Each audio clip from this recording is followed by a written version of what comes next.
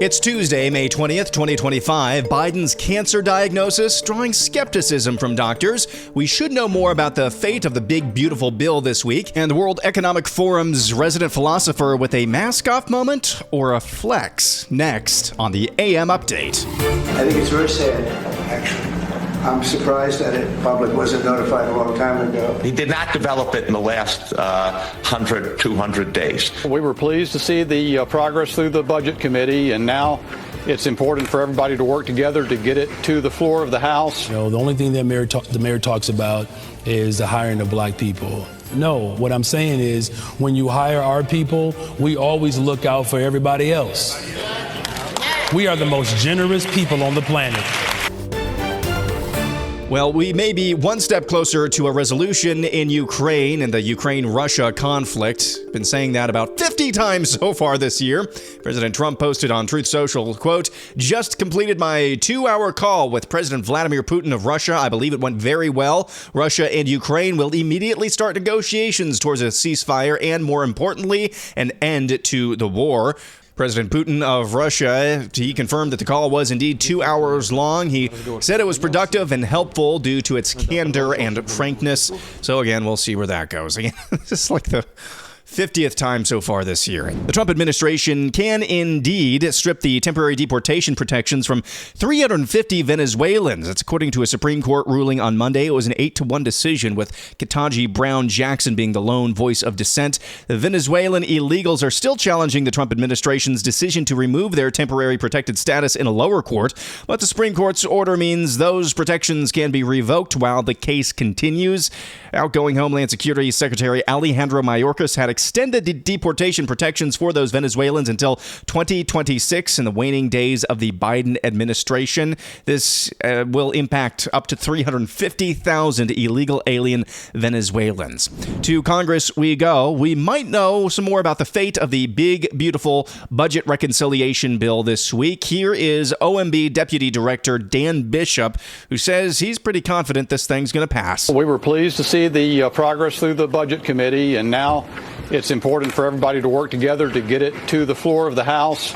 It needs to be done timely. We've got to get it through the Senate after that. But it's a great opportunity. I spent 5 years in Congress before coming to be Russ Vought's deputy at OMB. And I waited for an opportunity like this. This bill has $1.6 trillion in savings, and by that measure, it's the best that's been advanced to this point since 1997.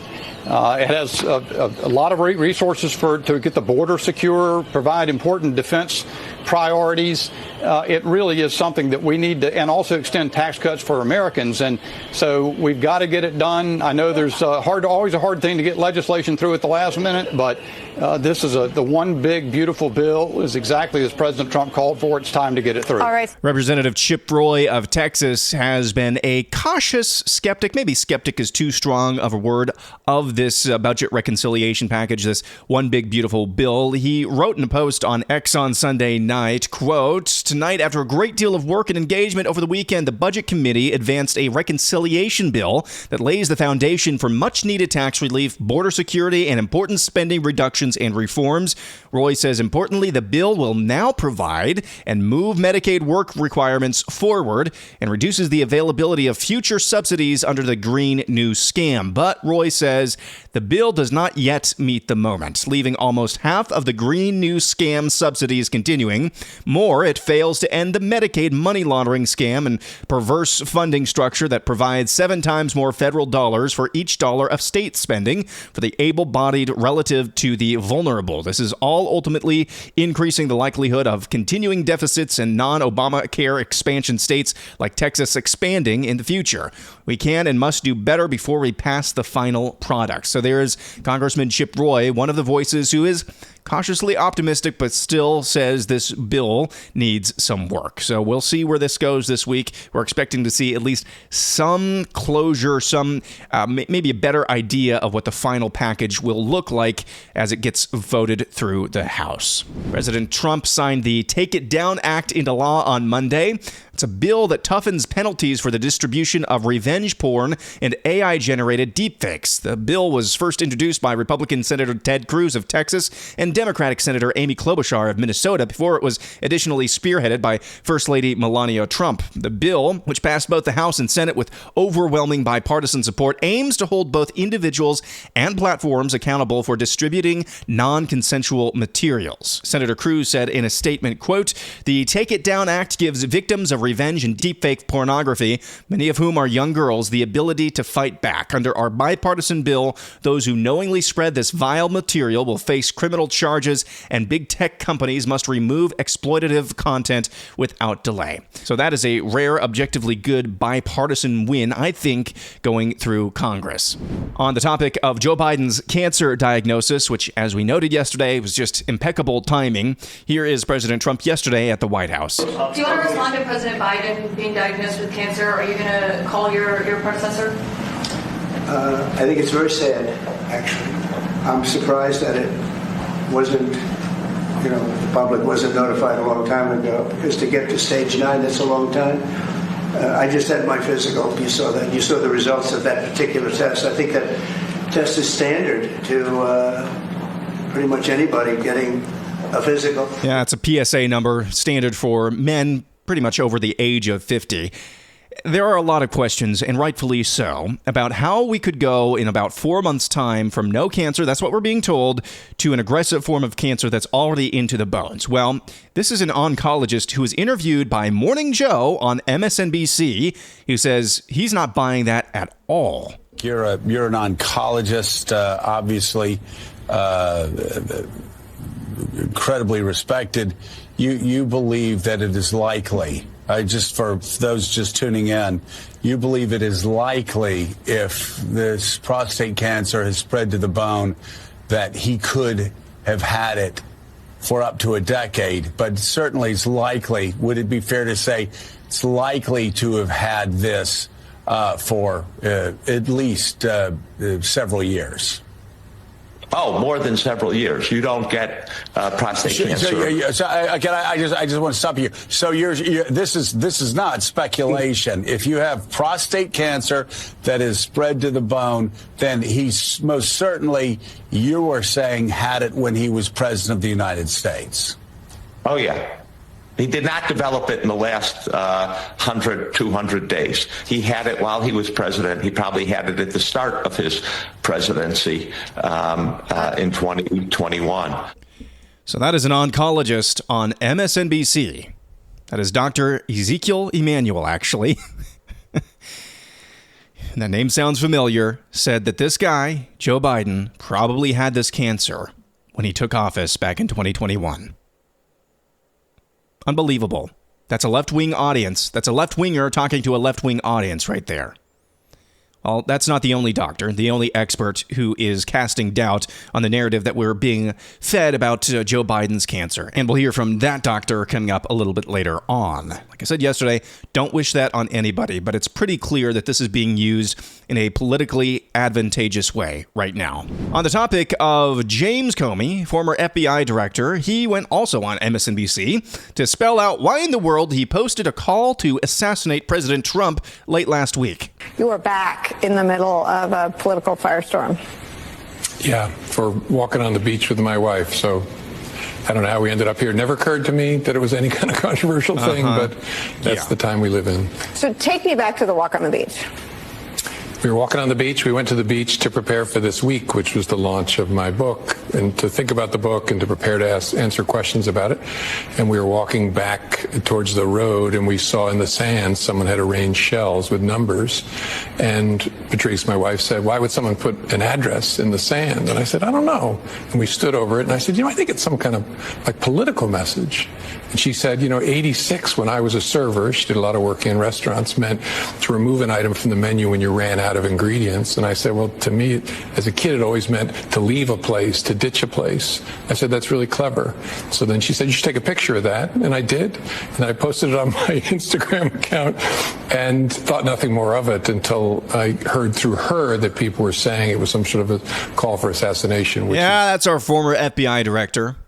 Probably somebody who subscribes to the theory that the OK symbol with the that you make with your hand, that's a symbol for white supremacy. He had no idea. 8647 is code for ditch Trump, get rid of Trump. It's called incitement of violence.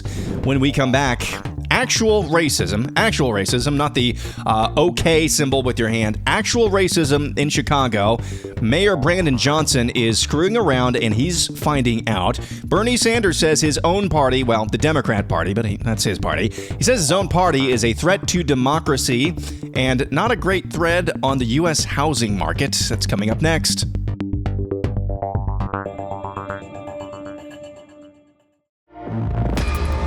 Some detractors that will push back on me and say, the only thing that the mayor talks about is the hiring of black people. No, what I'm saying is when you hire our people, we always look out for everybody else.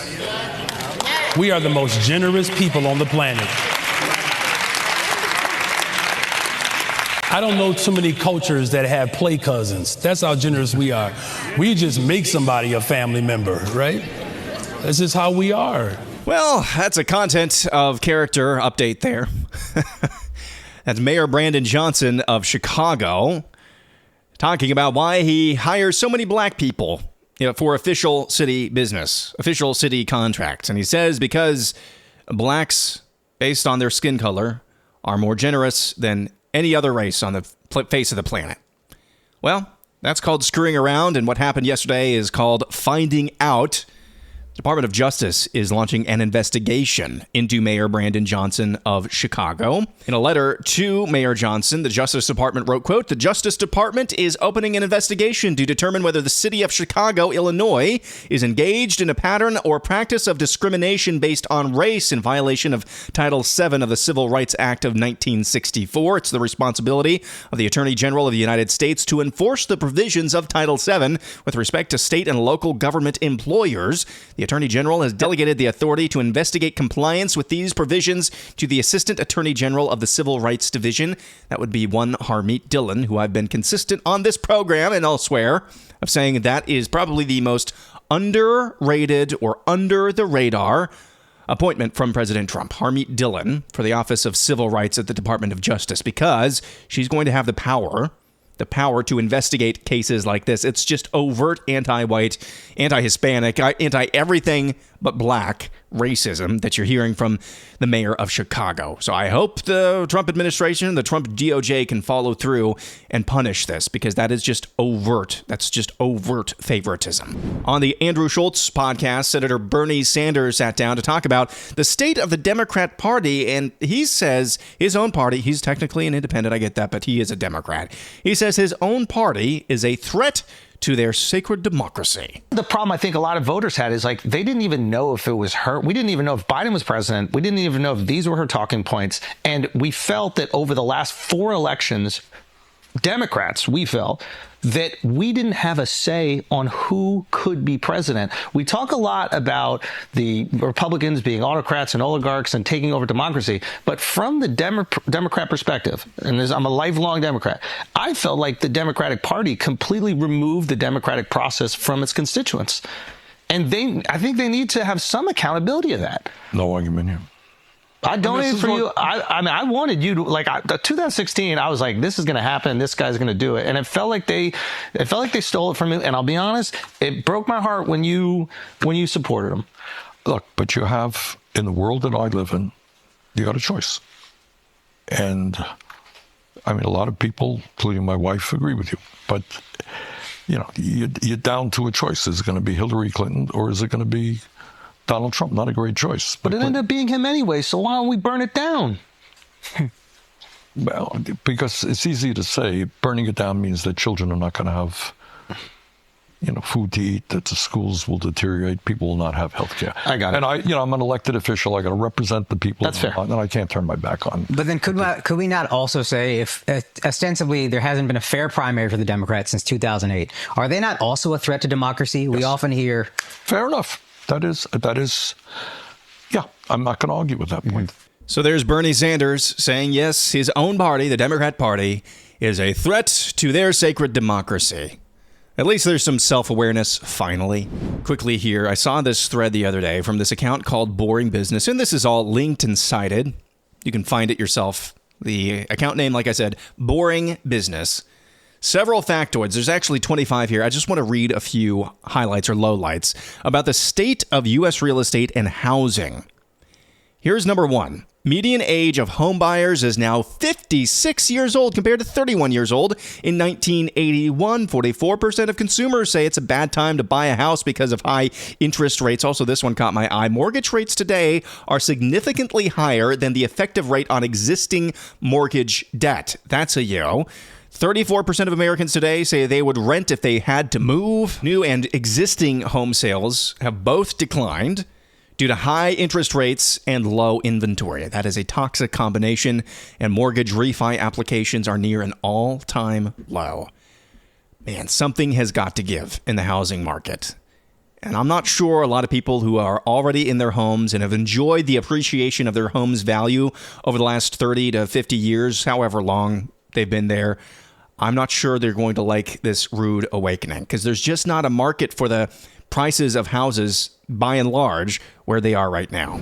Talked about this earlier. So you heard Dr. Ezekiel Emanuel just out and out tell the MSNBC left-wing audience he believes there's no way in heck that Joe Biden just had this turbo cancer develop in the last 4 months or so.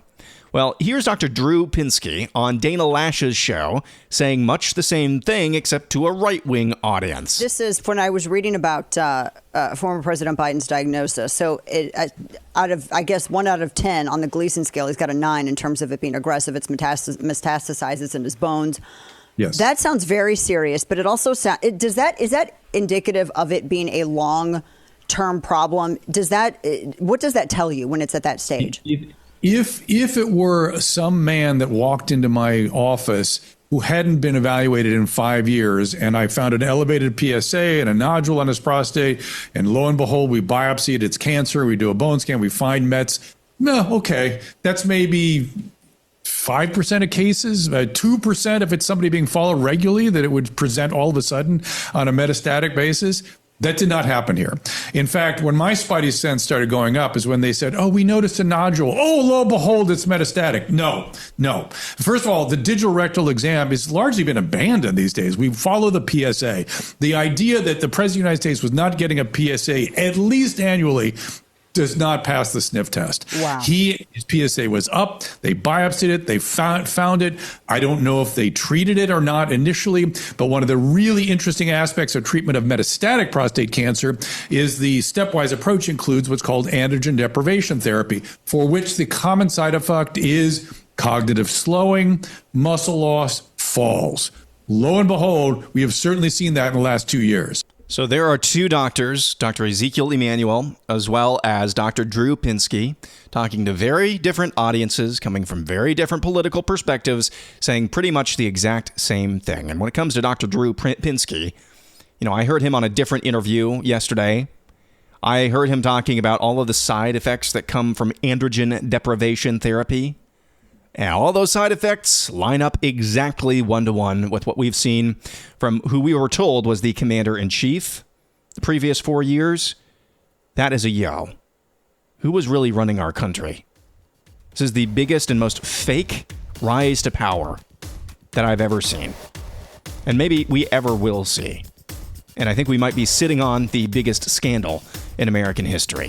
One final segment, air analysis when we come back. Yuval Noah Harari, a flex, a mask off moment, or is he scared? Talk about it next.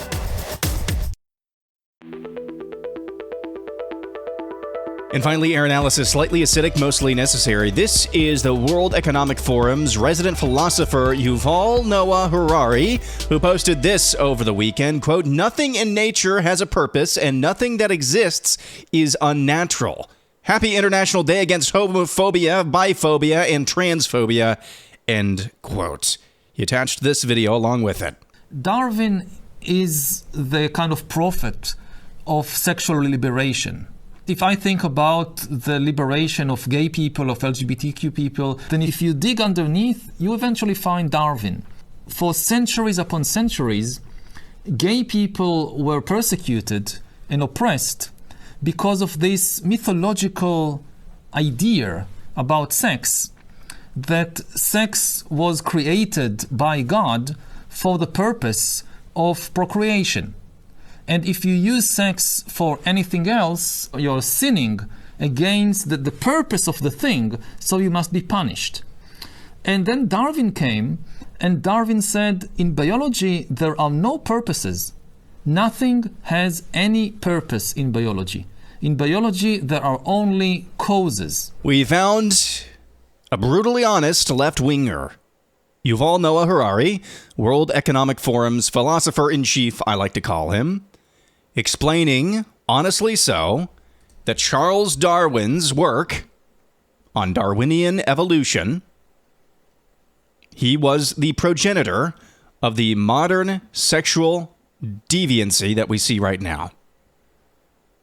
That is very honest. That is something that people on the right, if they are being bold, that's something that they've been saying for decades, and finally Yuval Noah Harari is saying the quiet part out loud.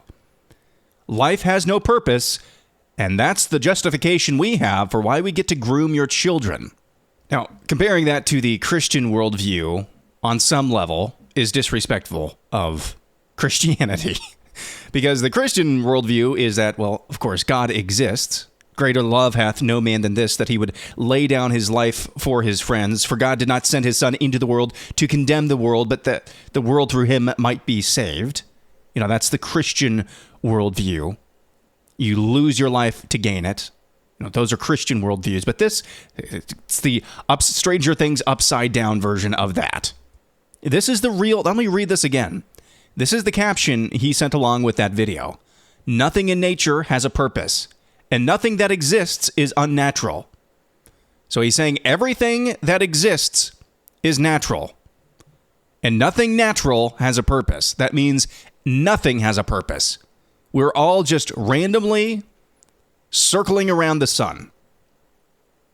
Therefore, since there is no purpose, there is no law. Certainly no higher law. And that's the justification, all the justification we need philosophically for homosexual, bisexual, transsexual behavior. That's his message. In moments like these, I have to take a step back. Are people like Yuval Noah Harari, are they just flexing? Or is it just a mask-off moment? They slipped up and they said what they really, truly believe, and whoopsie-doopsie, it's me, Satan. Or is it a flex, like I said? Is it a flex? They are so comfortable. They know they have no fear of being shamed, of being punished, of being held accountable for these wicked beliefs, these wicked lines of thought. They fear not being ostracized, so they're just flexing. Look, it's me, the devil. I'm going to do what I want. This is what I believe. And what are you going to do to stop me? Or are these moments, maybe the third option here, are these moments because they are afraid? Do they feel threatened by something that they feel happening, like a revival? Like maybe there's something about to come around the corner that's finally going to stand up to them after a generation or more, really going on 2 generations now, of this level of ideology, harmful ideology, largely going unopposed in the West. And they know, at least for the time being, they've exhausted their lies, deception, and cruelty. And so they just have to be honest about who they are. You know, the World Economic Forum there, and Klaus Schwab, he's stepping away. He was accused of misappropriation of resources. That's his baby. That's something he's created and been with for almost 50 years. You think he's just going to let that thing go? No, he's going to burn the whole thing down with him. So from Yuval Noah Harari's perspective, being the resident philosopher there at the World Economic Forum, he might feel a little threatened right now. He might feel a little threatened, and that's why he's being honest. What do you think? Let me know at Real AM Update on X. That'll do it for Tuesday. Back at it again tomorrow. I'm Aaron McIntyre, and this is the AM Update.